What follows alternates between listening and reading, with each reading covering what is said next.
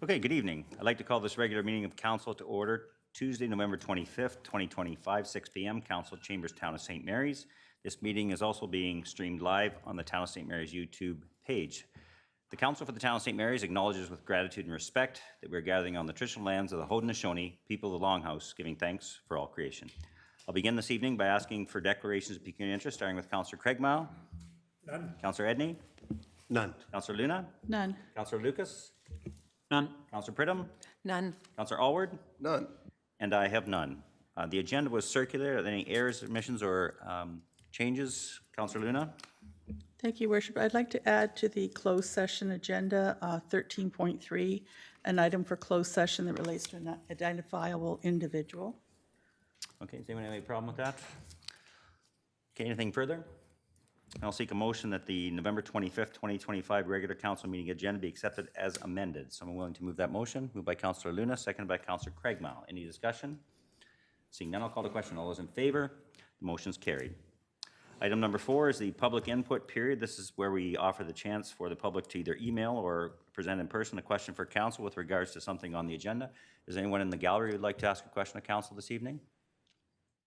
I'll just check with the clerk. I didn't receive anything received. Okay. Okay, seeing nothing then, we'll go to item number 5, which is delegations.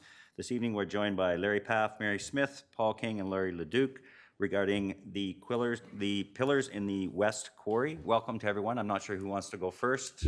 Mr. Paff? Thank you.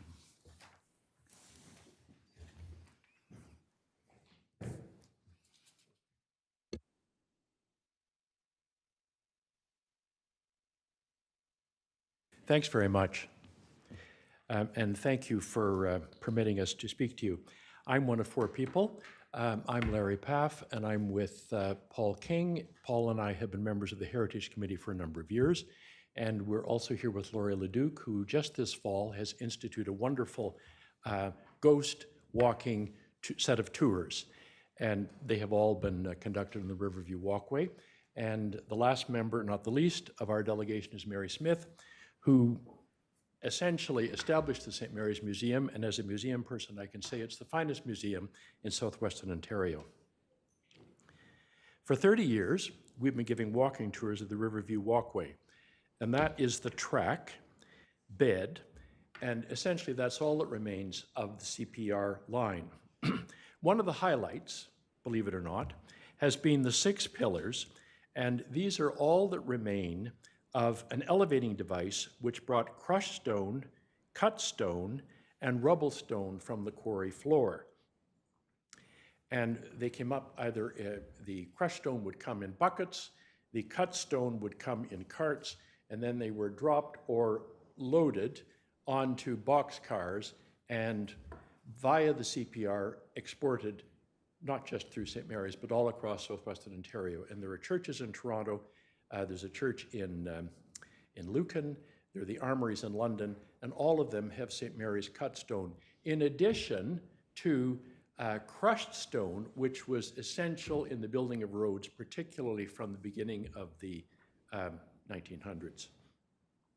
And as far as rubble stone, there's not a building in St. Mary's that was built up to 1914 that did not have St. Mary's rubble stone as the foundation. And most of us who have older homes know that these foundation walls are 2 feet thick. So this was a big business. Hundreds of men worked at it. Several died there. Many were incapacitated. And these pillars are all that remain of that industry. Just moving ahead, the industry started in the 1840s, and the last stone building in St. Mary's was Central School, 1914. And after that, the culture, the fashion had changed, and it became so much more expensive. Stone was replaced by brick. It was still exported. There's a very important book published in 1912 called The Building and Ornamental Stones of Canada, and it talks about St. Mary's cut stone still, at that point, being exported all over. But it was mainly crushed stone that took over the business. And the Thames Quarry, that's J.W. Graham, Bruce Graham's grandfather, was instrumental in running it. They sold it to something called the Dufferin Paving Company, and by 1929, they removed the valuable equipment. The less valuable equipment they just left at the floor of the quarry, and there's a lot of rubble there, which we all know, and the pillars. Then in 1930, the pumps have been removed and the water filled up in both quarries. And a St. Mary's member, resident, whom I know, and some of you will have heard of, Frances Dale, recorded in her diary, August 1930, she came down the Westward Hill, she went down the CPR line, and she dived into the reservoir quarry. And if she wasn't the first, they soon followed. And just in conclusion, I want to say it is surprising. Now, my good friend, Mayor Al, when I say that this is our own Stonehenge, he says to me, that is ridiculous. And he might be right. But it is surprising the curiosity and the interest that these pillars have caused. Over the years, they've become landmarks. And when you look at them in sunlight, they're picturesque. They're wonderful colored photographs. And when you look at them in the dark, they're mysterious and dark themselves. And this is one wonderful thing about Laurie's tours. She goes down the Riverview Walkway, and it's dark, and she stops there, and you appreciate them for their mysterious quality. I think that's all I have to say, but I'll now call on, I think Mary wants to speak, or Laurie.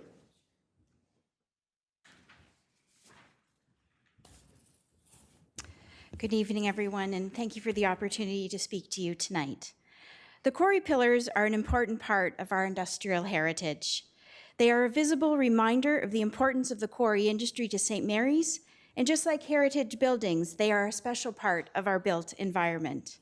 And I urge councillors not to demolish them. The pillars help to educate residents and visitors about the importance of the quarry industry to St. Mary's. And as was so kindly mentioned earlier, I live in St. Mary's. I operate, my business is called Stratford Walking Tours because that's where I am based and I started out there. But this fall, I've been pleased to offer tours in St. Mary's, specifically ghost walks along the riverside, and they've been very well received. Most of the people on the tours are from town, but I did have some people from Woodstock, Stratford, Mitchell, Kitchener, and London as well. And they're all intrigued by the pillars when we stop there to talk about them. The quarrying of limestone was and still remains an important industry in St. Mary's, and it significantly contributed to our town's growth and development. Our town became well known for its high-quality limestone and limestone products that were shipped across the province and the country, and even into the United States. Working conditions in the early days of the quarrying industry were tough. It was a dirty, difficult, and sometimes dangerous job. And there are harrowing accounts in the newspapers, in the archives about those conditions, and very detailed descriptions about some of the terrible accidents and injuries that occurred there. And such stories remind us about this difficult conditions faced by the early quarrymen. So the quarry pillars are an important link to our past, and I encourage council to maintain them as part of the recreational use plan for the site. There was a renowned heritage advocate named William Murtaugh, and he said, "Preservation engages the past in a conversation with the present over a mutual concern for the future." Thank you very much.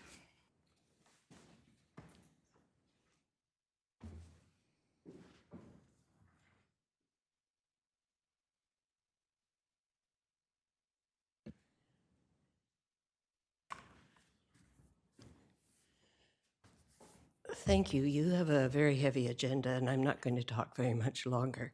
I just wanted to emphasize one of the points that Larry made. One of the best things about the pillars is that they engender curiosity. People ask questions. When they ask questions, we have to try to provide the answers. And it was really because of these questions that I think I forget what date is that, was the plaque in the 1970? Well, that's a while back. So we have been for the past, I guess, 30 years, trying to really solve the question of the pillars. Not nonstop. We have had other things to consider too, but the subject has come up. When we were trying to create the text for that plaque, we were able to ask a few people some questions. Lauren Marzali's dad, Vince Marzali, they called him Jimmy. He actually worked in the quarries in its final years. Now, Lauren had heard these stories from his dad, so he was able to help us. Lauren we've lost Lauren now, but I'm sure he's told Paul and Tony's stories too before he died. But the link is getting weaker, and with every decade, the links we lose a little bit of this personal connection to this very important industry that really helped establish our town. So we don't really, it's not a question of restoring them. That would be ridiculous. We really don't know what they really looked like at the time, but just to leave them as, tidy up around the site, certainly, and try maybe to secure it with a fence. Clearly, we don't want lumps of old concrete falling on anybody's head, but I think that could be prevented. And just leave them alone, let people keep asking questions as long as they're standing. They'll outlast all of us, I'm sure of that. And well, certainly they'll outlast me, I hope, if you decide not to tear them down. So I would just please let's try to keep as many connections with the past as we possibly can, if we can do it without any great danger to anything else in our environment or any harm to ourselves. Thank you. Thank you. Was there anyone else from the delegation that wanted to speak? Okay, Larry, is it okay if there are any questions? Are you prepared? Is that okay? Any questions from council? Councillor Edney? Thank you, through your worship. So I want to start by saying, with all due respect, and it's an overused term, but I want to make sure that you understand that how I respect what you do and how much I love reading about the history every time Amy brings forward another designation and has a multi-page.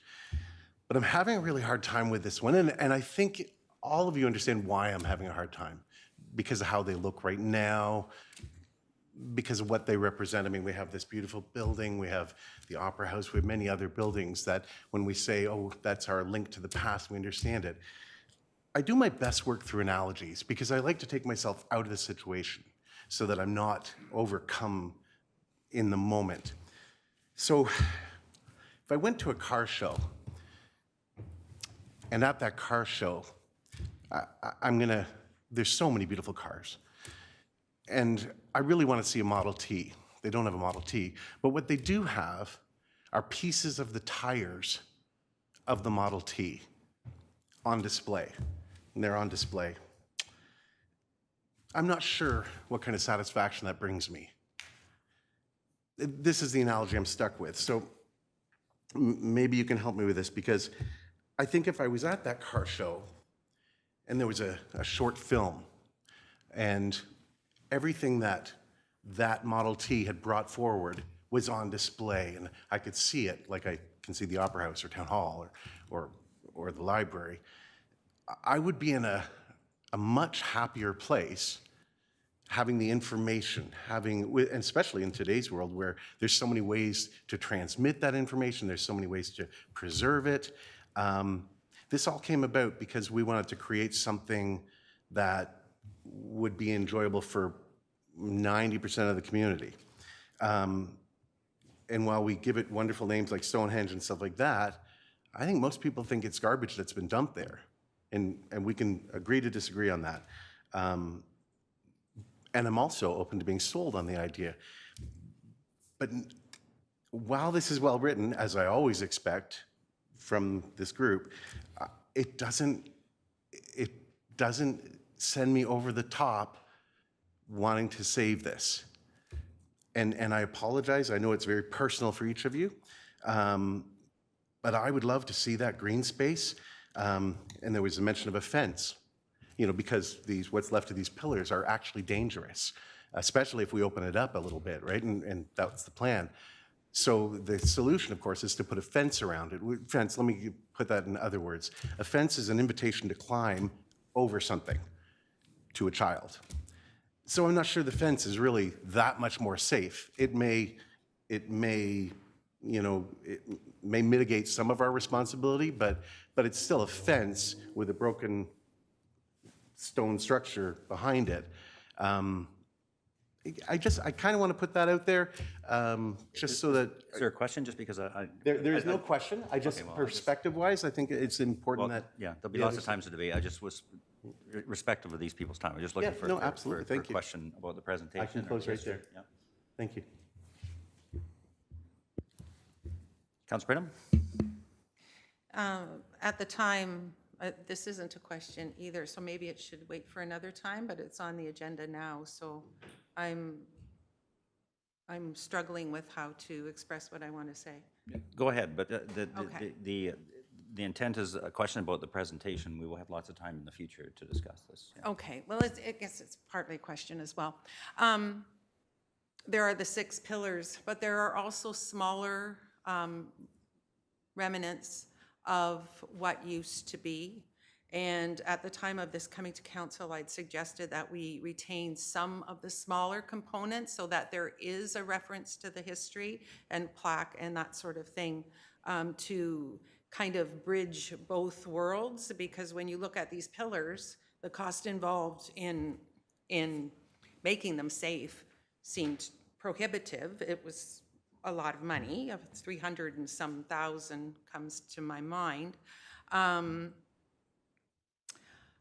Or creating some sort of lower stature or some sort of something that would allow a bridge. And I feel that we haven't seen the plan of what's to happen there. It's not maybe adequate to say I'm hopeful. So I think I would like to put maybe a motion, or what it would be, a notice of motion to amend the previously passed a motion on this subject to allow for the recognition piece. So certain structures and or smaller components could remain as part of the site as the site is being developed. So I'm not sure how that is, So goes about. a note of motion procedurally you'd give to the clerk, and it would appear on the next agenda. Okay.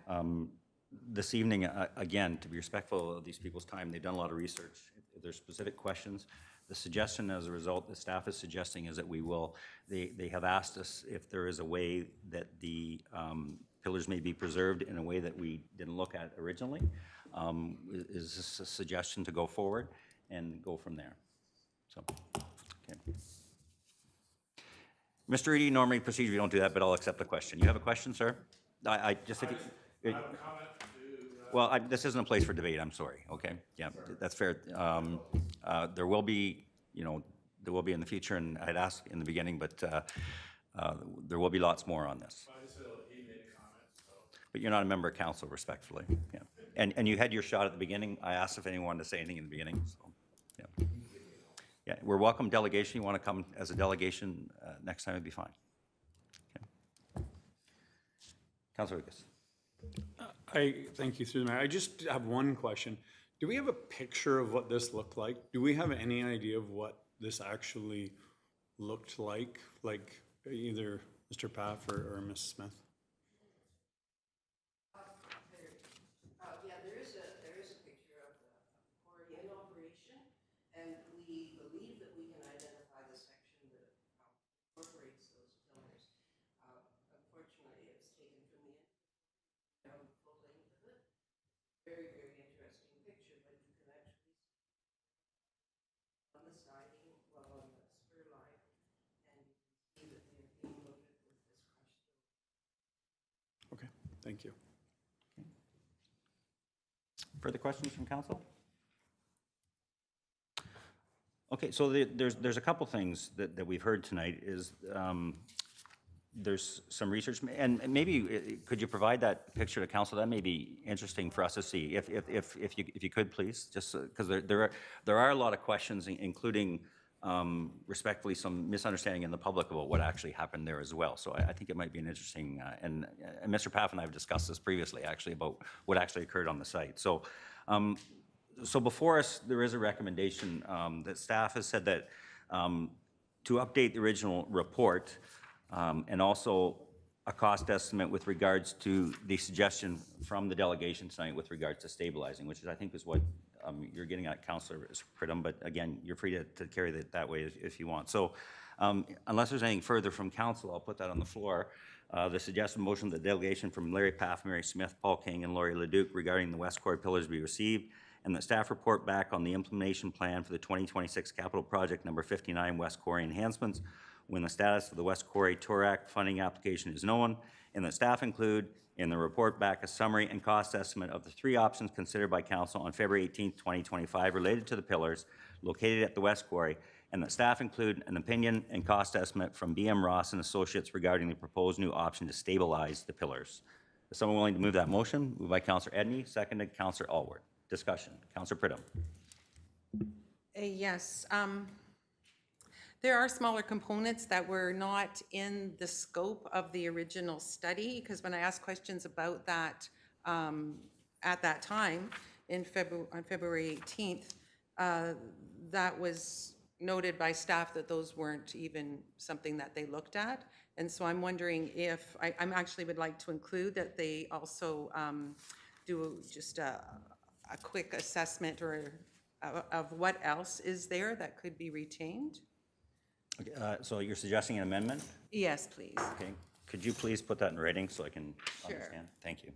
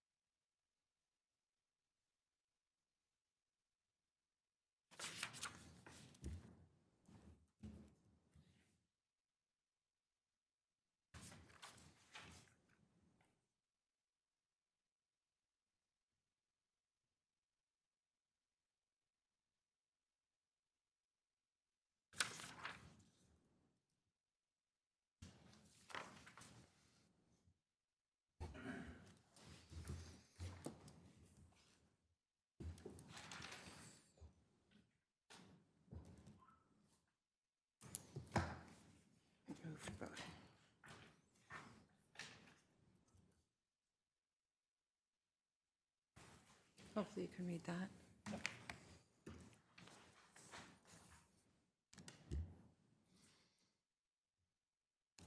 Sorry, what was that? Smaller stone structures. Presented to, does that say council? Council, okay. sorry, yeah. No, it's okay. I was looking up yeah. To link to the history of the quarry. So Councillor Pridham has moved that an assessment of other smaller stone structures be presented to council as a further option to link to the history of the quarry. Is that correct? Is there a seconder to the amendment? Councillor Edney is a seconder. Discussion on the amendment. It's an addition to the original motion. Councillor Craigmile. Thank you, Worship. I would think when staff reports back, they would probably look at all the options and come back with what the options are with different prices. So I'm kind of thinking that it might already be included there. However, I think it's important at this point in time. I mean, I'm fully supportive of all the work the Heritage Committee does and all the background and everything. But I think many years ago, and I'm probably going back too many to remember, but we talked about even in our strategic plan, about there's so many iconic features within the town of St. Mary's. And how many of them can we financially support to keep it in the shape that we want to keep it in? And it just becomes more and more difficult financially to keep adding onto that list without keeping the list of, here's 7 structures in the town of St. Mary's, and we must do whatever we can do financially to keep it into best shape possible. You know, take for example, the money that was spent 5-6 years ago on the water tower, you know, one of the prime iconic features, and the same as the town hall, the museum, and a couple of bridges and things. So I think we always have to be aware of that. Okay. Councilor Pridham? did you- Yes, the staff may or may not, might likely look at, but the last time they presented, they didn't look at those structures. That's why I was asking for it in writing. Okay. Anything further on the amendment? Okay, call to question on the amendment. All in favor? Motion's carried. Now call to question on the motion as amended. Call to question on the motion as amended with the addition of that an assessment of the other smaller stone structure be presented to council as further option to the link to the history of the quarry. Call to question. All those in favor? Motion's carried. Jenna, is that, you got that? Okay. Okay, thank you again for attending this evening for the presentation. We will keep you in the loop as far as what staff finds out, and we appreciate you for taking the time tonight. You're welcome to stick around for the whole meeting if you want, but thank you again.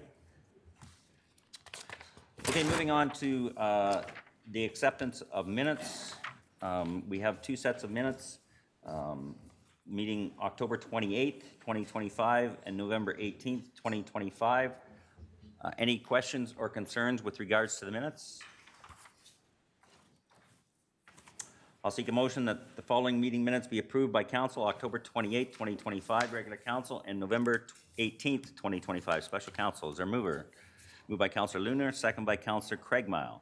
Any further discussion? Seeing none, I'll call the question. All those in favor? Motion's carried. Item number 7 is correspondence. First up is regards to a letter from Minister Flack regarding Bill 17. Any comments or concerns with that piece of correspondence? Seeing none, I'll put a motion on the floor that the correspondence from Minister Robert Flack regarding Bill 17, Protect Ontario by Building Faster and Smarter Act 2025 be received. Someone willing to move that motion? Moved by Councillor Allward, seconder. Councillor Luna. Any further discussion? Councillor Luna? Thank you, Worship. I'm just wondering, with Bill 17 and the next item, Bill 60, what actual effect this has on St. Mary's, if any? And I'm not understanding, you know, by reading this, but I guess if there's anything major, could staff bring forward a report or explain it to us? There is a lot tonight. I'll maybe defer to the CEO. We talked a lot about this. Yeah, and through your worship, so there's going to be a number of pieces of correspondence from MMH. It's going to see your agenda in the next few months because you know, there's 2 omnibus bills placed on the agenda earlier this year that now the province is implementing. So this does have an impact to us because essentially what's happening with Bill 17 is a commencement order has come forward, and now we're not able to charge development charges for certain residential buildings at the time of building permit. We have to wait until occupancy permit. So it defers the development charge for the developer until so they can have cash flow during their project. So it just means that you know, we may have difficulty collecting, or there's just going to be put more onus on our development or on our building department. The next one is actually significantly more impactful. So I'll just speak to it more quickly. So Bill 60 introduces the new opportunity for a private corporation to run your water and wastewater systems if ordered by the province. So the province is already piloting this with the region of Peel, where they're taking away water and wastewater jurisdiction from the region of Peel and giving it back to, I believe it's Caledon, Mississauga, and I can't remember the third municipality, but then ordering them to do a wastewater private corporation. It's concerning, as you'll see in the letter from Watson, that the legislation has been maybe not fully thought out. As written, you know, that corporation could be owned by a private individual. Governance would be done by a separate board that's not the municipality. So essentially, if this was to take place, the province could come in and say, okay, Town of St. Mary's, you need to establish a private corporation now to run your water and wastewater system that is now overseen by a board that is not council, and you must transfer all of your assets to them, and they have full rate charging ability. So if that happens, water and wastewater would be taken out of our hands, which again doesn't give you direct control over your own water systems. It doesn't give you any sort of direct control over setting rates. And as Watson's pointed out, it then can also compromise your ability to raise debt in the future as well, because it affects the way our own source revenue. So The first one's not such a significant impact. It's just timing of collecting of fees. The second one would be a very significant impact to our operations if it was implemented. Thank you, Worship. So are there reasons the province would step in, like lack of proper maintenance of the systems, or if you're doing well with your systems? Or? It doesn't, it seems, so water and wastewater systems are tremendously expensive to operate. And what I can share is that although it doesn't happen here, in many smaller municipalities, politics get in the way of making the right decision.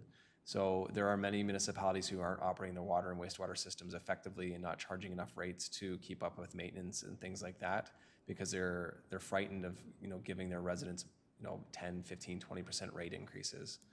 So if you remove that, if you remove that decision from the politicians and give it to a board that has to have a professional engineer on it and things like that, I think their idea is that decisions will be better made in the best interest of the water systems.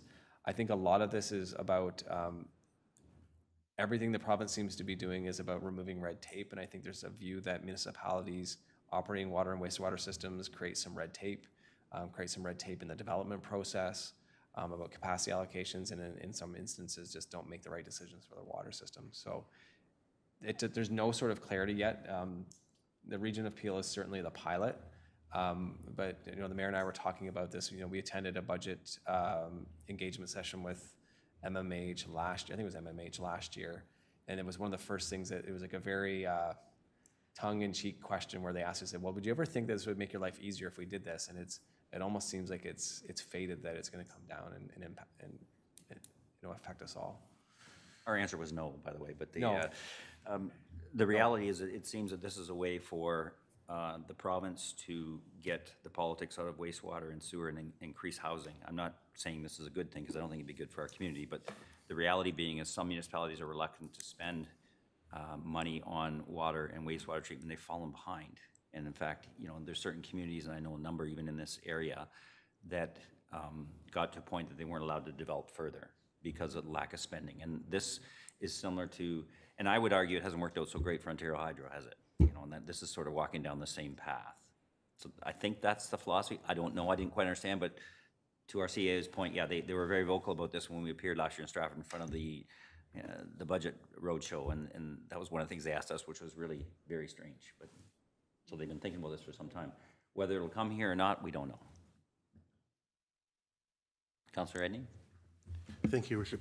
Just to comment on that, because it was the thing that, really early on the agenda kind of took me by surprise that less than 30 years after Walkerton, that we're thinking about it. Money, finance is all that never occurred to me. It was the fact that for-profit means that we're going to be looking to make, or whoever is going to be looking to make things as profitable as possible. And that's the part that scares me the most. Again, this is a suite of changes that are difficult to understand and are happening very quickly. And there was another one today about minor variance within the 10% range, that, which is quite interesting too. So there's a lot of things happening very quickly, and it's quite difficult to keep up. It's not getting simpler. Councilor Brito? I have a question about development charges and waiting till occupancy. Isn't it mandatory to pay before occupancy is given to the new construction? So right now, we collect development charges at time of issuing building permit, so it's a condition of your building permit. But I think this was something that admittedly we had heard when we went in with the Stratford Perth Home Builders Association. They talked a lot about the cost of a development and the cash flow that you see, and having to pay out development charges at the start compromises cash flow that they could then use to build. And this is something that builders have been asking for years. So it's just delaying the payment to later. It means that our building department will have to, and our finance department will have to change the way they do business to make sure that they track and understand, number one, who qualifies for a deferral, and number two, to make sure we collect them at prior to occupancy being given. Yeah. Okay, anything further? So the first one then is that the correspondence from Minister Robert Flack regarding Bill 17, Protect Ontario by Building Faster and Smarter Act 2025 be received. So I'm willing to move that. Councillor Craigmile moves, seconder Councillor Allward. Any discussion? Seeing none, I'll call the question. All those in favor? Motion's carried. Second one with regards to Bill 60. Is there anything further on that? Suggest a motion that correspondence from the Minister Flack regarding Bill 60, building faster, be received. Someone willing to move that? Moved by Councillor Edney, seconded Councillor Pridham. Any discussion? Seeing none, I'll call the question. All those in favor? Motion's carried. 7.3 with regards to correspondence from Watson and Associates, who we have used for studies in the past regarding Public Corporations Act. Anything with regards to this correspondence? Seeing nothing, I'll put the motion on the floor. The correspondence from Watson and Associates regarding the proposed Water and Wastewater Public Corporation Act be received. Someone willing to move that motion? Moved by Councillor Lucas, seconded Councillor Pridham. Any further discussion? Seeing none, I'll call the question. All those in favor? Motion's carried. Item 7.4, the James Street North traffic petition. Questions, comments? Councillor Lucas. Thank you, through the mayor. I was approached during this petition as I live in the area. I do strongly agree with the comments in this petition. There's been a number of times where I've gone to cross that intersection on foot and I have had to run to the other side to avoid getting hit. So I do agree with what's in that, so I don't know if staff can put this on their radar to take a look, or how we go about that as a next. I know we're looking at Queen and Water, if that can be something that can be looked at in the future. I think the residents and me personally would appreciate that. Okay, thank you. Councillor Craigmile? Thank you, Your Worship.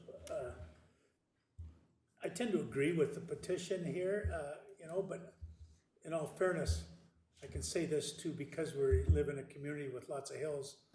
We can say this about any intersection in the town of St. Mary's. I'll take myself, for example, every time I come out of Meadow Ridge Drive to try and turn left or right with the hill there, that why it's supposed to, it's just a fact of living in St. Mary's, and I would hope that maybe staff might be able to help us with some of the driving data that they pick up in town, like which areas should we be concentrating on first instead of just one petition, another petition. They must get a sense from that. And to be quite honest, we're never going to fix bad driving habits and speeders. But so staff might have an idea of where we should be concentrating on first. Okay, thank you. Anything further? Councillor Pridham? Thank you, through your worship. I really appreciate the information and the amount of passion with this correspondence. And I think that is what staff needs to, not that we need petitions, I'm not suggesting that. But what I'm suggesting is areas of concern, because staff is focusing on safety of our streets. And this is just highlighting a concern that is a top of mind for a lot of people. And I think that's something that staff, it's nice to have that awareness, and I'm sure they'll be working on it and coming back with proposals or solutions. So thank you. Okay. Maybe if I can ask the clerk just to outline how a petition is supposed to look and how signatures are presented. Do you mind doing that, Jenna, just so everyone understands sort of what's happened and why? Do you mind just so council knows? Of course. Thank you, Your Worship. So, Council, petitions are certainly accepted and they are within your procedure bylaw how they are to be received. But we do also have some supportive legislation within the Municipal Freedom of Information and Protection of Privacy, so that when we bring any information into Council on the public agenda, I believe there is a duty to inform the people whose names or personal information, including addresses, that may be listed on a petition in an open session agenda. Because the documentation that was provided to us, there wasn't consultation. There doesn't need to be, but because that consultation didn't happen in advance, there wasn't a statement identifying on the signature page in advance that information would be presented in public forum. So therefore, as you see in the agenda, I've identified that there are a certain number of signatures, which I believe is around 70. I have circulated that before you this evening in person for informational purposes, but we have not provided that to the public. Thank you. Thank you for that clarification. I just want to make sure everyone in council understood how things go with regards to Freedom of Information Act is so complicated. That's why I'm no longer the head of it. But anyway, anything further on that? Okay, so the suggested motions that petition regarding James Street North traffic be received and that the matter be referred to staff for a report back and analysis of the requests as they relate to the town's road network safety plan, engineering, construction design standards, and any relevant provincial or federal technical standards. Someone willing to move that motion? Moved by Councillor Lucas, seconded by Councillor Alward. Any further discussion? Seeing none, I'll call the question. All those in favor? Motion's carried. Item 7.5, we received correspondence from the Huron Perth Lakers Hockey Association regarding ice allocation. Any questions or comments with regards to this correspondence? Councillor Craigmile. Thank you, Worship. I'm just gonna start by saying, we got this letter that I took exception to that's supposed to be generic and go to all municipalities. A little disappointed Mr. Van Bagel did not attend council meeting tonight. Here in Perth Lakers, they have attended when we've had meetings about ice allocation, knowing that they're not gonna be the top choice or not minor hockey or ringette or something like that.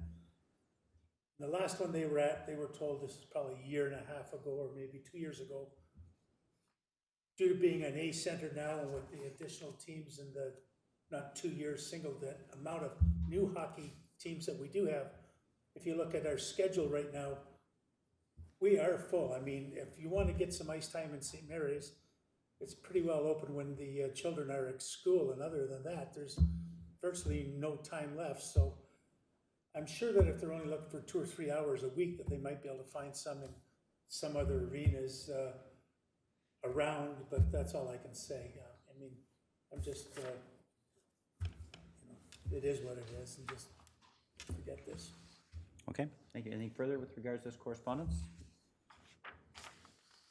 Okay, so the suggested motion is that the correspondence from the Huron Perth Lakers Hockey Association regarding ice allocation be received and the matter be referred to staff for a report back regarding ice allocation and usage for 2025-2026 season and council's most recent decisions related to ice allocation and the ice allocation policy. Someone willing to move that motion? Moved by Councillor Edney, seconded by Councillor Pridham. Any discussion?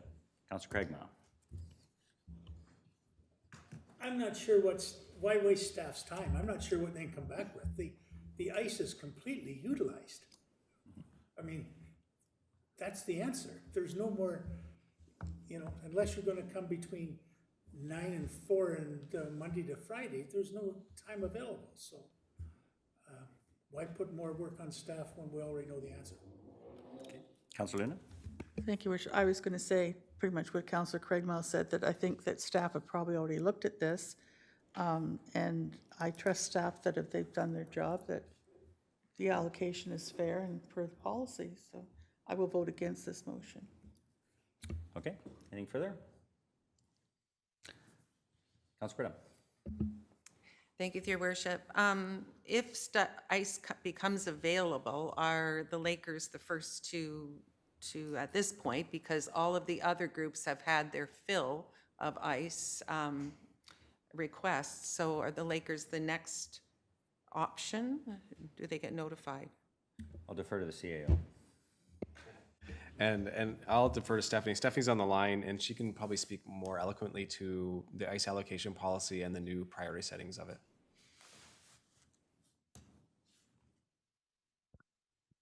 Sorry, can everybody hear me? Yeah, thanks, Steph. Sorry. Okay, yeah, no problem. Excuse me. So our ice allocation policy, I'm sorry, and I can provide council with a copy of that policy. I'll send that out this evening if everybody would like a copy of that. The ice allocation policy would not be here in Perth Lakers next. It does fall, we do our local men's leagues. I'm sorry, I should have printed it and had it right in front of me this evening. I brought the schedule with me, but I did not print the policy. So we do not have Huron Perth Lakers next within the policy because they would be considered an outside group. We also have our town of St. Mary's, which is included in there, as well as local school boards as well. So I will get that policy to council with an explanation on that as far as priority setting, and I'll highlight that section for everybody. Okay, thank you. Anything further for Stephanie while she's on the line? Okay, anything further on this matter? Okay, so I'll reread the motion just so everyone's clear on what we're voting on. It was moved by Councillor Edney, second by Councillor Pridham, that the correspondence from the Huron-Perth Lakers Association regarding ice allocation be received and that the matter be referred to staff for a report back regarding ice allocation usage for the 2025-2026 season and council's most recent decisions related to ice allocation and the ice allocation policy. Call to question. All those in favor? Opposed? Motion is defeated. Okay, moving on to reports. 8.1, November monthly report administration.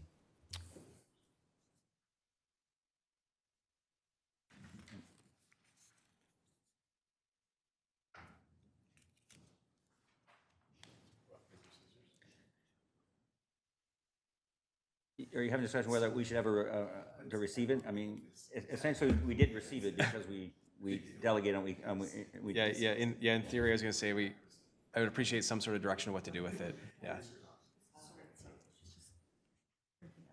Even just a resolution just to receive it. Okay.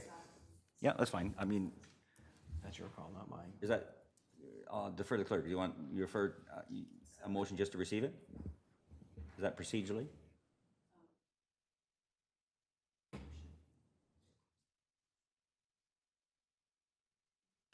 I guess you could just even give us some more, even clearer directions to something that, that correspondence be sent to the Huron-Perth Lakers Association that the town of St. Mary's is fully booked with ice or something like that.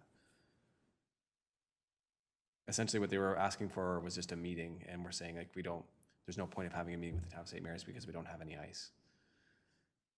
Okay. I'm okay with that, but is it will of council that we respond back somehow? Is someone interested in that? Councillor Edney? The reason I voted for this is because essentially that is what Stephanie said she was doing tonight. She's reporting back to us. And it's her job. And so The motion has been defeated. It's just where we go from here with the Laker Association, whether we want to entertain a response to their letter, I guess is the question the clerk has raised. As far as I'm concerned, procedurally, we received it and we turned it down. I don't know that we need, you know. Yeah. Unless, no, as far as I'm concerned, it's been received. It was discussed. It was defeated. So, yeah, okay. We'll move on to reports and then go to administration. Sorry, Councillor Edney, was there something else? No, that was okay. it. Yeah. Okay. Thank you. Administration, Mr. Kittmer, 8.1.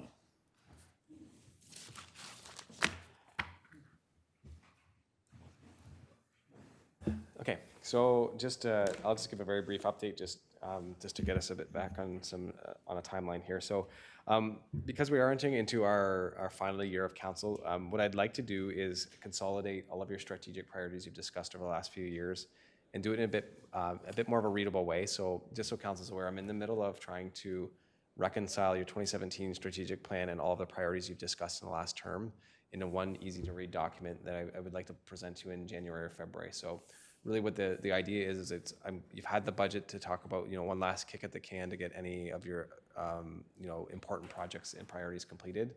And now, as staff continue to work on their work plans for the year in January or February, I want, again, you just have that one last look at all of your priorities that you've discussed and say, give us direction on whether or not you're happy about how we're moving along, or if there's anything in there that absolutely needs to be done by the end of the term, you do have that opportunity to tell us at that point in time. In terms of 14 Church Street, I just wanted to put in a little plug for the library in that on Thursday night at 6:30, they're having their kickoff meeting with their capital fundraising campaign committee. So really that campaign committee is going to help make some decisions on what the capital campaign looks like for community fundraising. And the library is taking the lead on it because they will be an anchor tenant in the building. They understand and appreciate that it's still owned by the town. But they felt that them being an anchor tenant, that was a role they could play in how they could help with offsetting some of the capital costs for the building into the future. Lastly, the transportation needs assessment. I know I spoke to this last month that we're just a little bit delayed, and you'll get your report in either early January or February. The good news is it's moving along really, really well. Again, Dylan has come up with some interesting options for us to enhance our service internally in St. Mary's while still maintaining our city-to-city service. And what I heard last week at our update meeting is that the costs are going to fall in about the same ballpark of what we're paying now. So I thought that was really a really good news story for us, that if public transport remains a priority for council in the future years, we have that opportunity to continue doing it at not much, if any, additional budget burden. So good news for us, and you'll see more in January and February. I know Jenna has a couple points from her portion of the report, and then we're happy to take any comments. Thank you, Mr. Kittmer. 2 points. When I look at the content that's in there, I'm just trying to identify something that you may be stopped on the street with questions. One item, due to an increase in concerns that have been raised by the public recently about parking enforcement downtown, but also throughout all of town as we're moving into our winter season, and we'll be looking at winter operations for snow, ice, and salt operations. We are increasing parking enforcement. There will be routine inspections by our bylaw enforcement, as well as additional support from Stratford Police.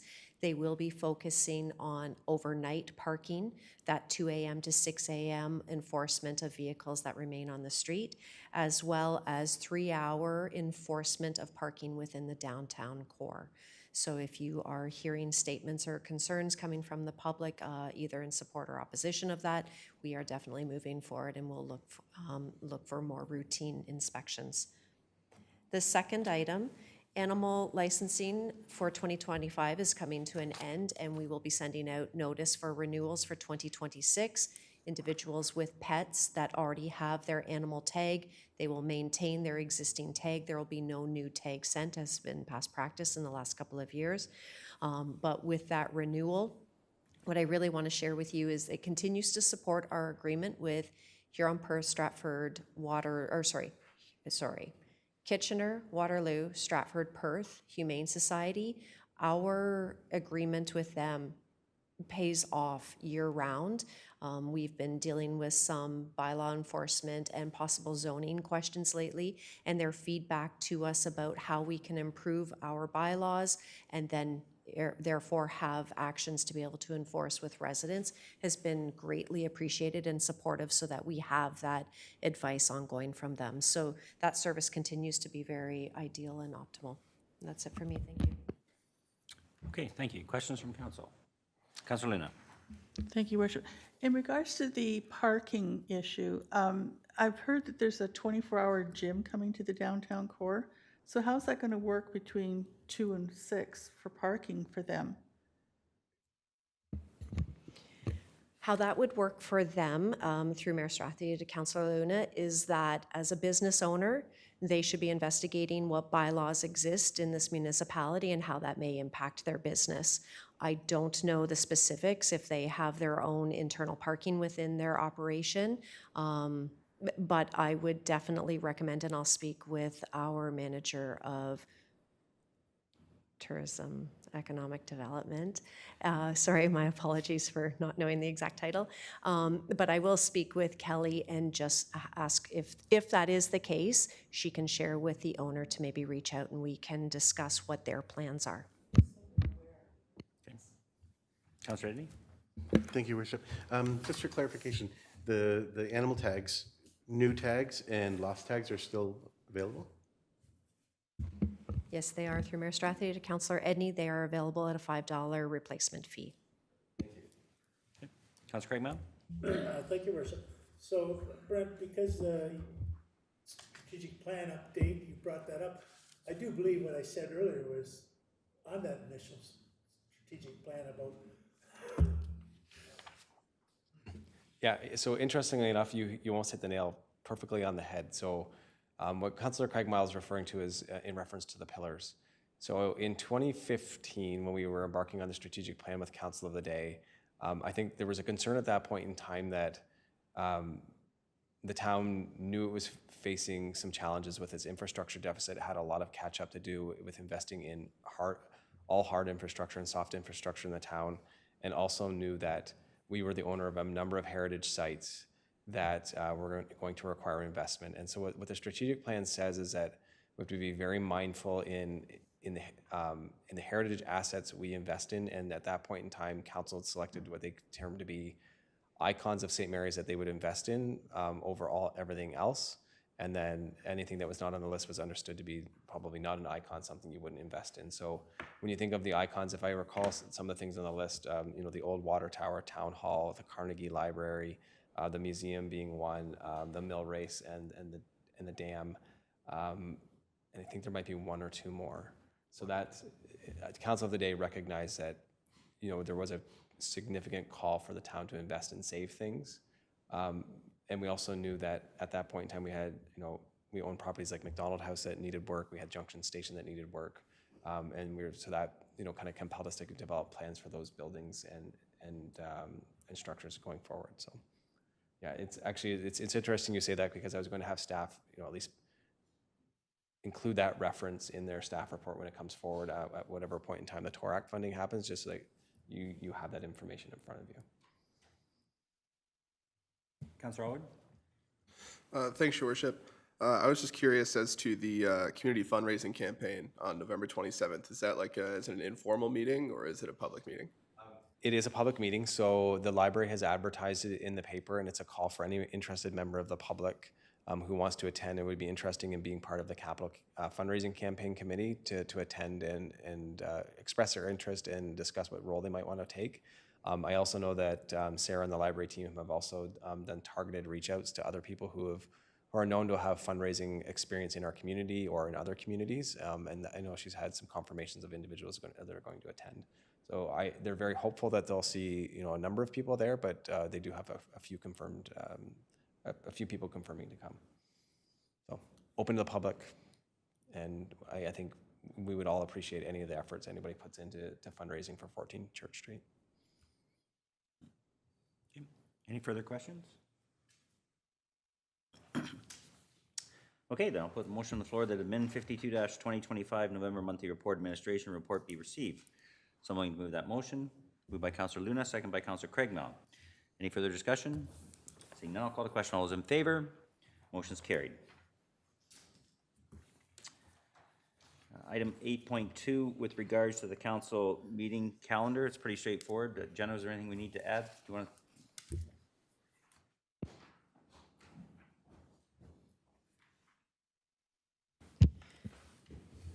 Thank you. Mayor Strathy is correct. It is very straightforward, but for public disclosure, just in case there are any interested members in the community who want to know these timelines, they are outlined in the council calendar.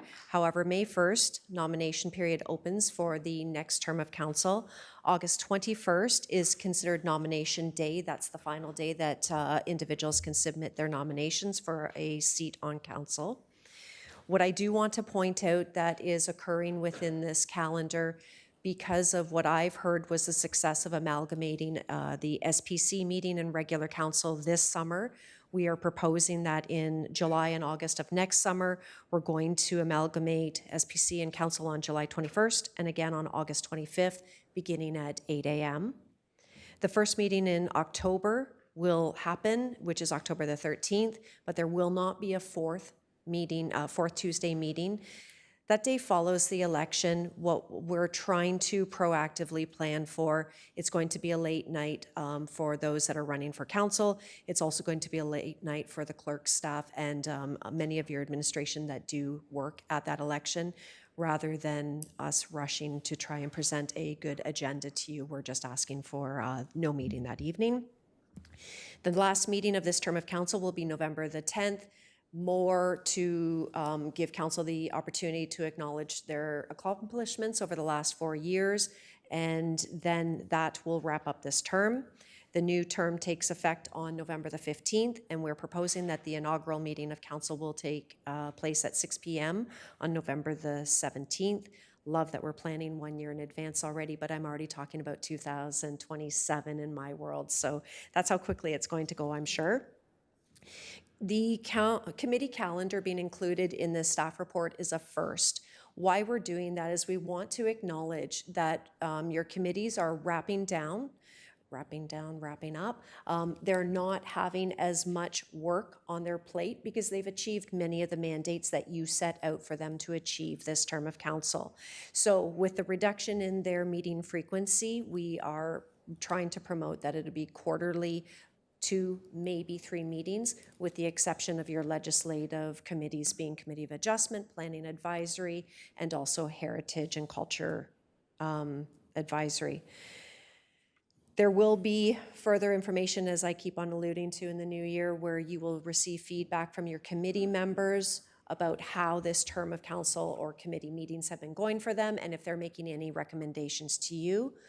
How that unfolds is once you receive that feedback, you will then turn around and make a recommendation to the next term head of council, whether or not they wish to establish certain committees and whether or not they wish to appoint any members to those committees. So that's the information before you. More conversation on the election to come in 2026. And also, as I said, more information to come about committee and council review with the procedure bylaw. Thank you. Thank you for that. Are there any questions from council with regards to the calendar and the changes? Thank you. So the suggested motion is that the admin 54-2025 council meeting calendar for 2026 report be received, and that council approves the 2026 council meeting calendar as presented in admin 54-2025 report. So I'm willing to move that motion. Moved by Councillor Luna, second by Councillor Edney. Any further discussion? Councillor Craigmile. Thank you, Worship. I just actually thought of it at the end, and I think, Jenna, what you said is it'll be the next council decides which committees? Through Mayor Strathy to Councillor Craigmile, that is always the case. That's correct, but a slight change to what you had said. This term of council will make a recommendation to the head of council for the next term. The justification for that is assuming the powers within the strong mayor section of the Municipal Act, assuming that that is still in place in a year from now, it is up to the head of council to decide if they wish to establish committees, and it is up to the head of council who they wish to appoint to those committees. Certainly, the future head of council, not to presuppose anyone, but that person could certainly ask for council's feedback and then base their decision on that.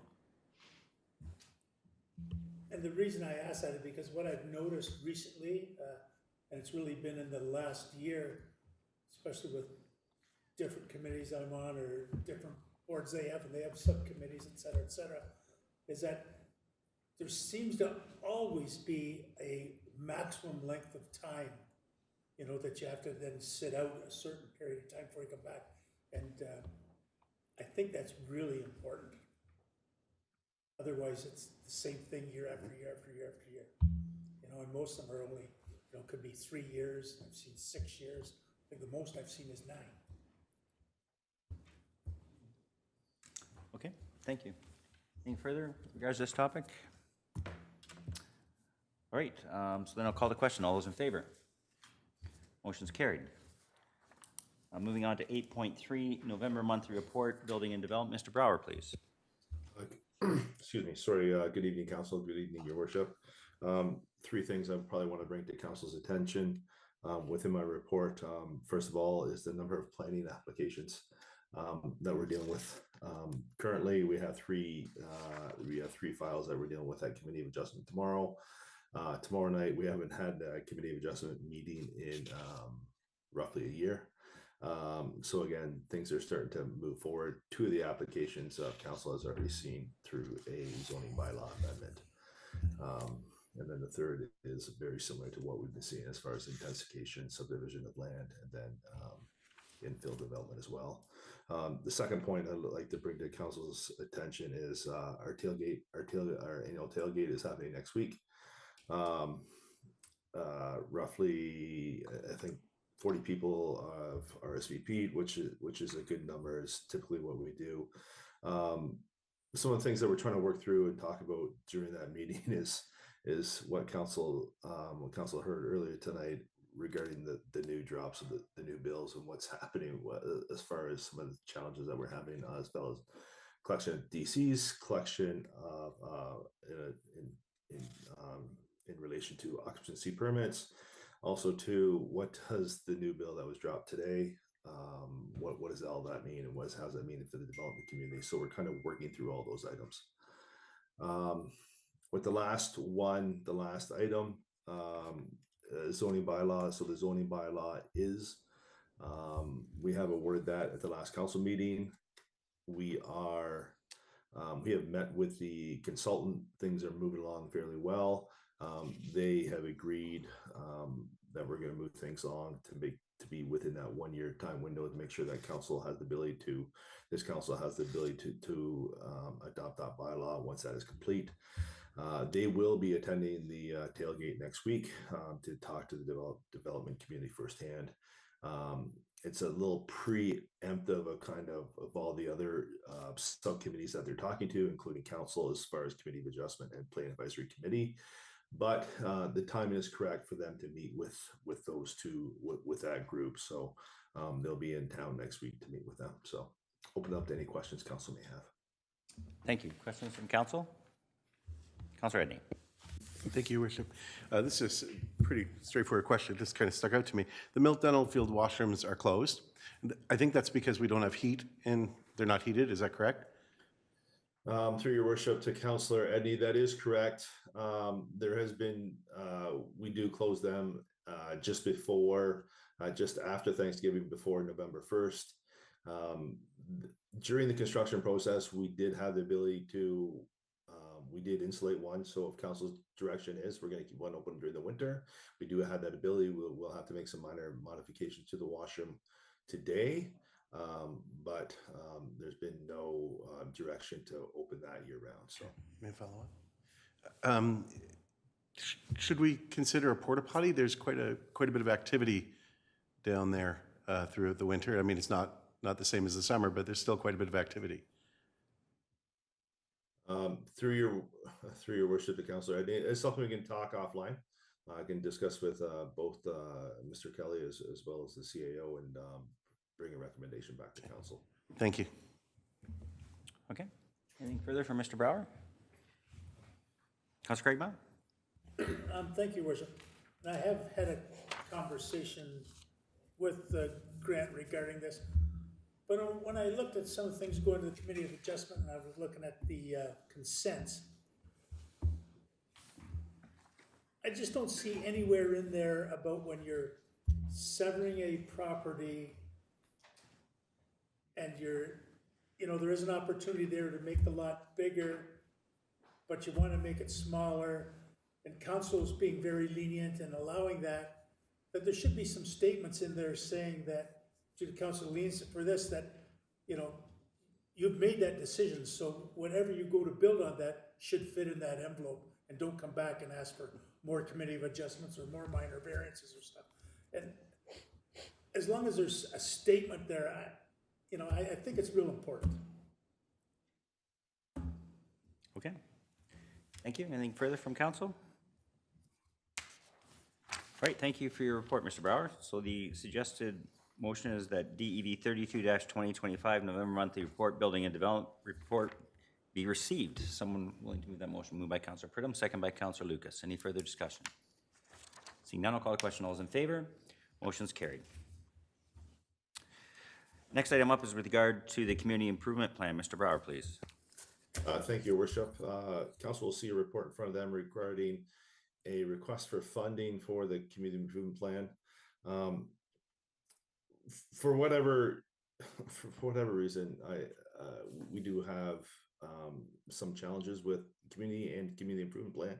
It seems that way I bring a report every year asking for something outside the program itself. This one here is a little different. They're all a little different, but we did have a number of applications that came in at one time. As we process the applications, we didn't have enough funding for the application that we're talking about tonight. As we're trying to understand what the funding was and what funding we had left between the Heritage Grant, the Community Improvement Plan, if people are actually using the extent of all their money, there's a lot of dialogue that happens with people that are either in the queue or people within the Heritage Grant as well. So dealing with this application, it was my plan to come to council. It does meet all the targets as far as checks all the boxes. They did have a complete, what we consider a complete application. I would have came to council prior to, but this applicant jumped the gun, was under the understanding that they did have approval. They did bring me a receipt for the work that was completed because it was a pretty small window. He had a contractor that was able to do the work in the time frame permitted. So hence we're in front of council tonight asking for an extension of funding on this application. Okay, thank you. Questions? Councilor Craigmile? Thank you, Worship. So Grant, my understanding is that there was 2 grants here and he did get approval for the one, and so is that maybe why potentially the misconception about approvals? Through your worship, yes. So just to open the door a little bit for council, there was both a heritage grant as well that they applied for, as well as this grant. They were given the approval for the heritage grant to move forward with it.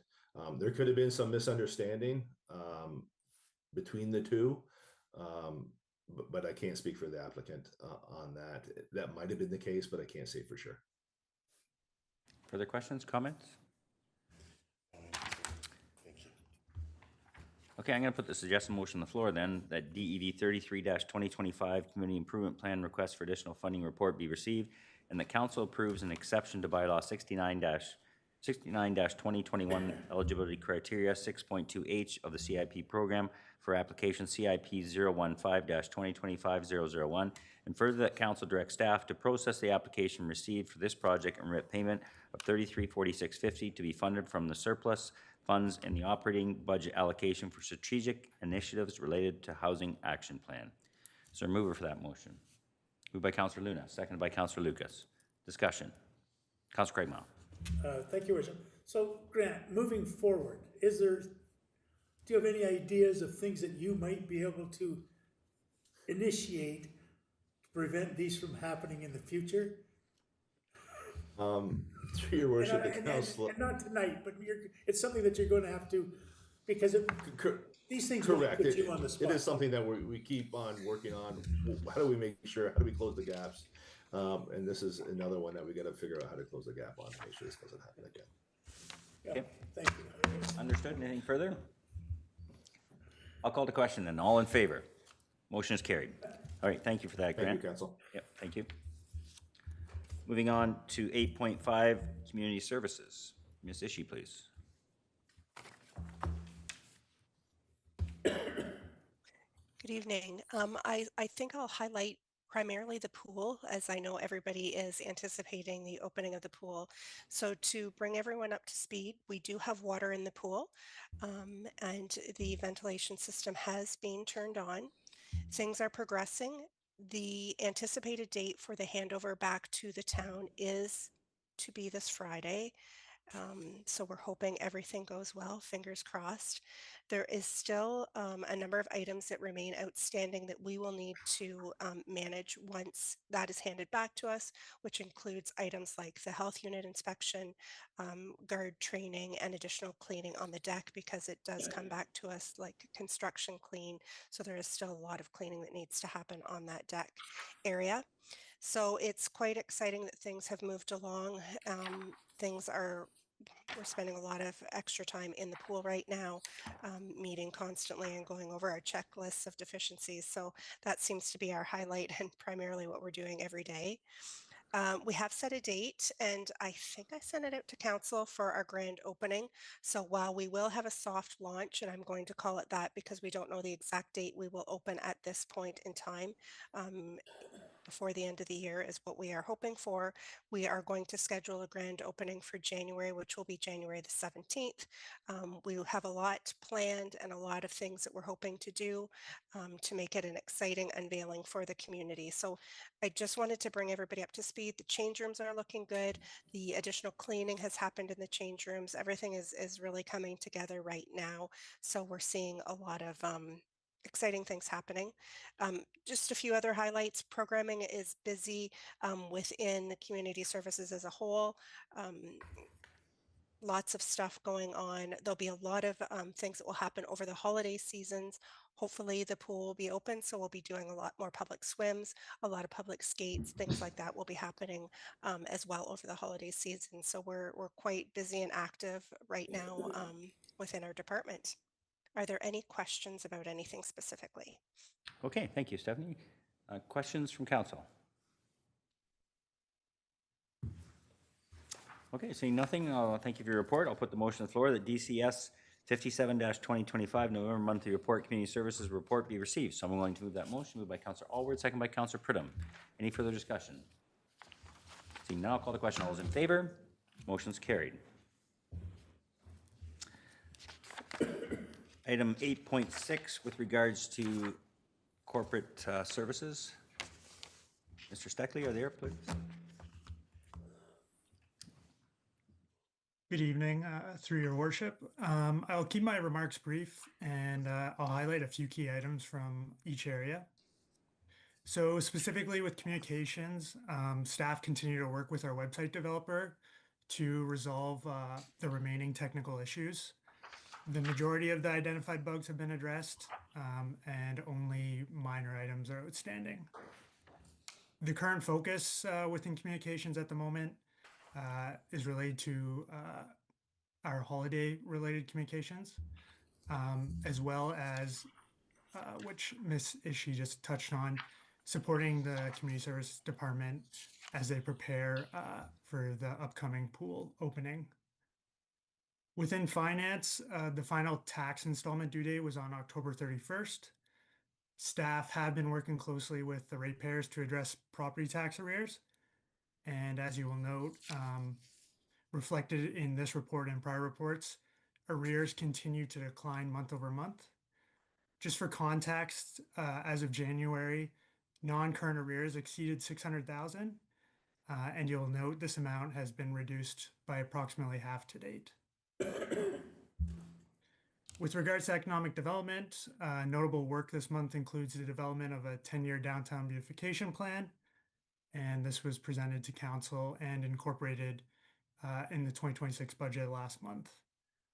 Additionally, sponsorships for the Winter Lights event have now been secured, as have vendors for the Winter Lights market.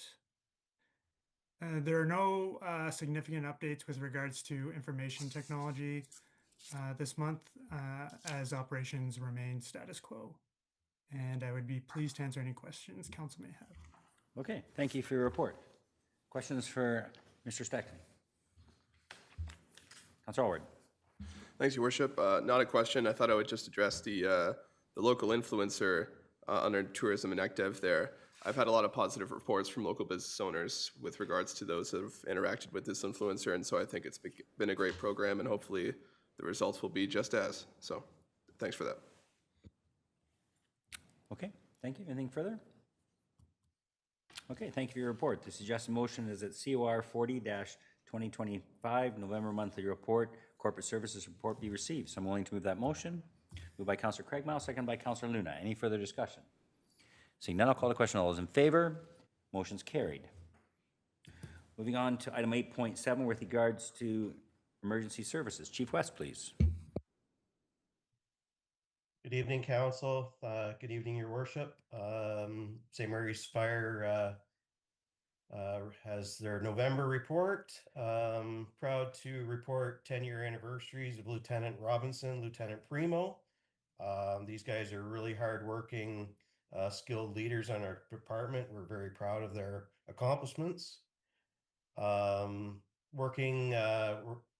department's working with payroll and Fire Pro to enhance fire reporting. Found a couple issues where we weren't reporting all our training electronically. So with Fire Pro doing an update for us, we're looking forward to having a digital record of our training as well as on paper, what we've had in the past. We responded to 9 emergency calls, October 18th and November 14th. 1 medical, a mutual aid called per South for gas explosion.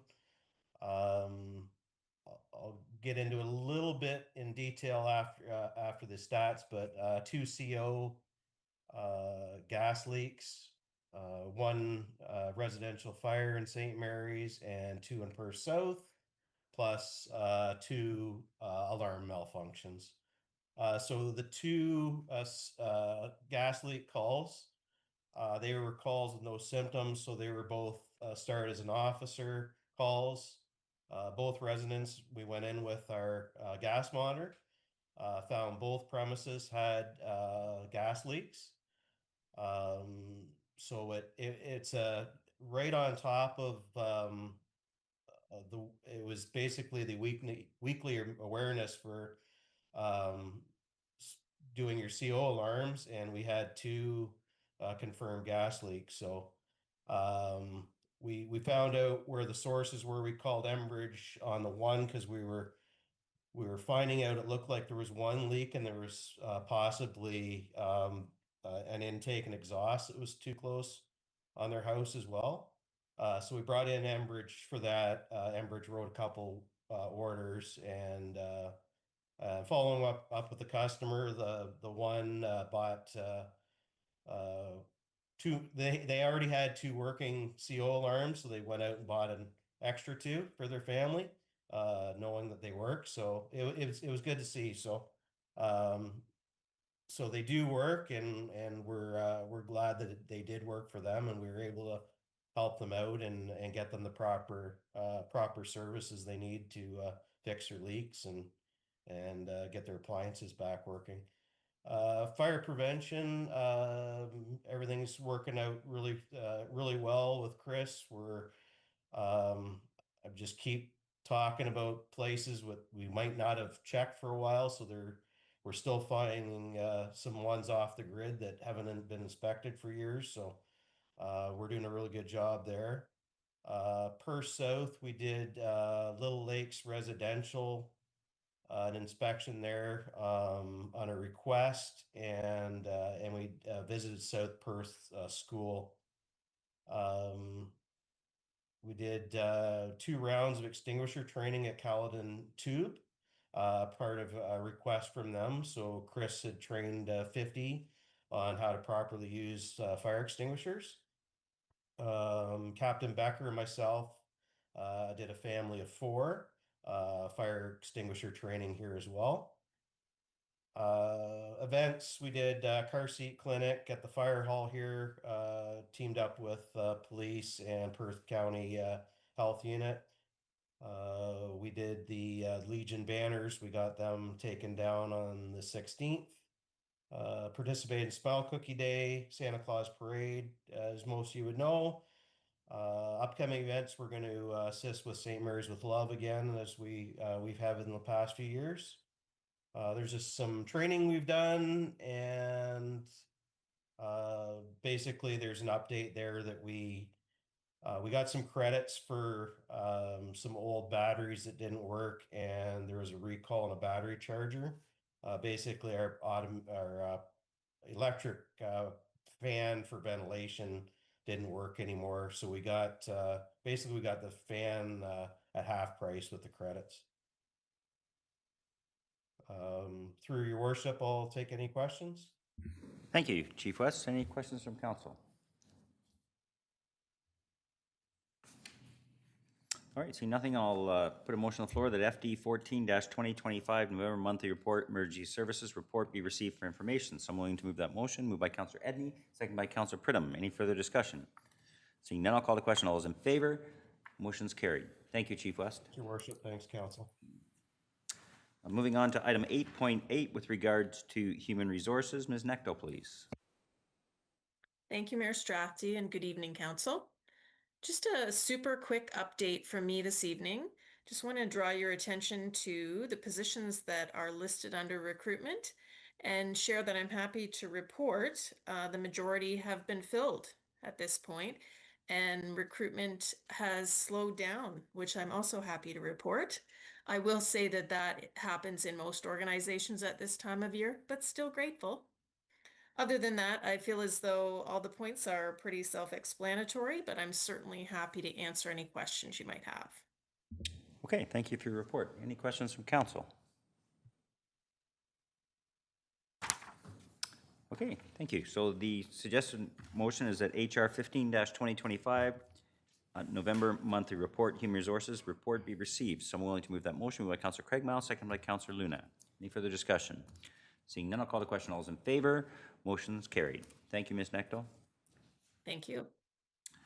Moving on to item 8.9, Public Works. Mr. Kelly, please. Thank you, Worship. Maybe just touch on a few things as of today, not really listed in the report. So the big one is the Queen Street West culvert. The water main replacement relocation is scheduled for tomorrow, so we're looking at an 8-hour outage for water for areas west of Thames Road. I've been working with the businesses out there. The culvert is going to be on site on Saturday. So they're going to crane it in on Saturday, which is a day or two ahead of schedule. So that's great. We have asked the contractor to locate some portable lighting up there. The one street light post had to get moved back. They've also asked for some additional fencing just to delineate the site better. We did notice that the detour didn't seem to populate from the municipal notification system to Apple Maps and Google Maps for about a day, but that appears to finally happen this morning. We have contacted or been working with the Stratford Police. There has been some concerns on Thomas Street. People have been using the River Road for kind of an impromptu detour down the gravel. They've been very supportive. They were going to direct some units there just to provide some traffic calming. So conceptually, as of today, we should have the road open somewhere around December 10th, give or take a day or two. It's going to be dependent on weather. We are getting some weather, so we're just going to work through it. Maybe I'll just run through my items and just if there's questions. The Plessier Street, we have the sidewalk installed. It's largely complete. We did do the topsoiling, and there are some final driveway restorations. We don't have sod on it. We're thinking that the sidewalk will remain closed as a construction project until the ground freezes. We're just worried that if we run the sidewalk machine down there, we might slide off and or tip the tractor or make a big mess. So we'll communicate that to local residents and just sign it as sidewalk closed for now. The Grand Trunk Trail lighting project is underway. Trail's closed for a couple days. They're augering the post hole locations in, sonotube installations. There'll be just sonotubes with cones on top, and then they'll be doing some conduit installs after that. And then we're looking at the direct bury posts to be installed some point in December, but we should have the trail back open in a few days. And then there was some communication around the producer pay and industrial commercial collection for recycling. BRA is working on their ICI red lid rollout. So basically for commercial properties that don't qualify under the producer pay collection, their bins will be changed to a red lid. BRA is contacting the affected business directly. They're going door to door, converting the bins and talking to the owners. We're likely looking at, I think it's a Thursday collection. It's only be a one-day collection for the red lid containers. They can't be mixed with the residential material. As per the direction of PRO, they haven't been able to come to an agreement on that. From a financial perspective, due to the role of the timing, BRA has held our pricing for 2026. We do have that included in the rate that we proposed in the 2026 budget and the fee bylaw, so we won't see any changes to those business 2026. Once they've completed their rollout and disseminated all the properties and give us an exact costing based on what the service level will be, based on what the PROs will let them, we do expect a council report back in June of next year. And then that'll largely just be a discussion about, do we recoup the costs from the ICI, or do we look at just absorbing those costs as another diversion program in the hopes that maybe the material isn't applied to landfill. So I'll take any questions on the month report or about any of that, but that's kind of where I'm at. Okay, thank you. Questions from council?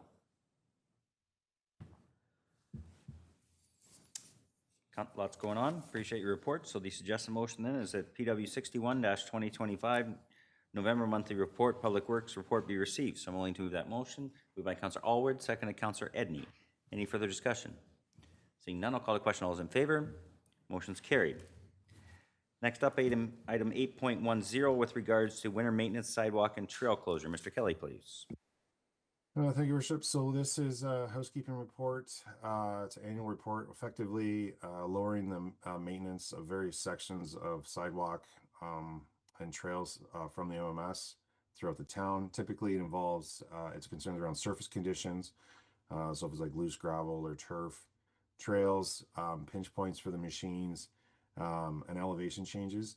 So we sign the areas that there's no winter maintenance. Some of the areas, though, in the downtown, they are signed, they are included in the map, but like areas around kind of behind the Opera House there by the mill race, we will try and do those eventually as we have time, but they have to be done by hand with a hand snowblower.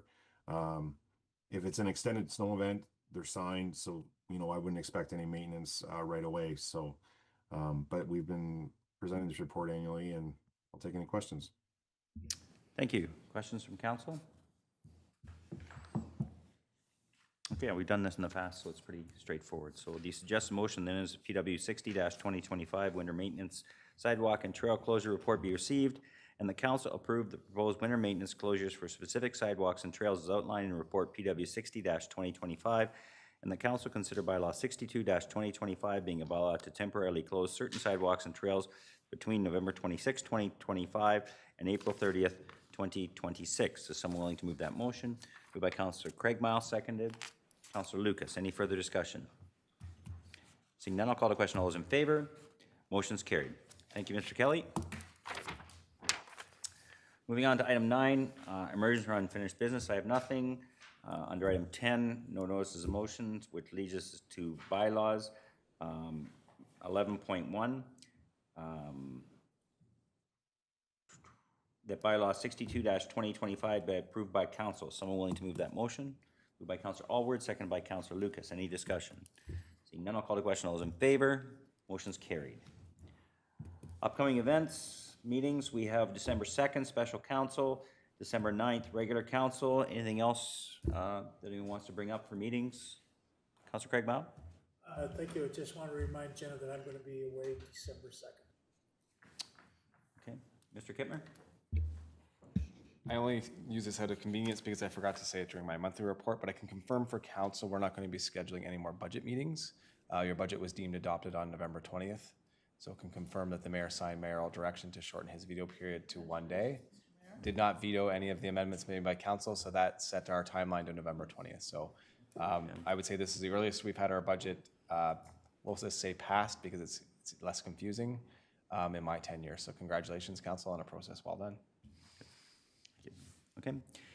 Thank you. Anything further with regards to meetings?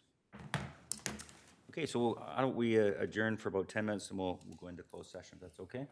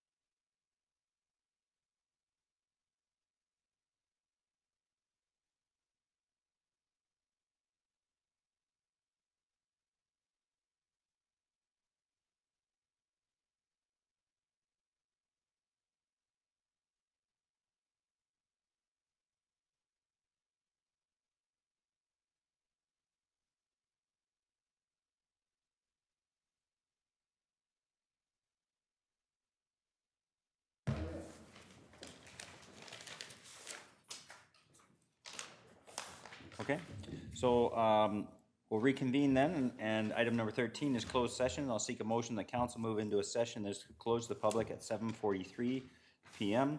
as authorized in Municipal Act as 2001 as amended, section 239(2)B, personal matters about an identifiable individual, including municipal or local board employees, and D, labor relations or employee negotiations. Someone willing to move that motion? Moved by Councillor Edney, seconded by Councillor Craigmont. Call to question. All those in favor? Motion's carried.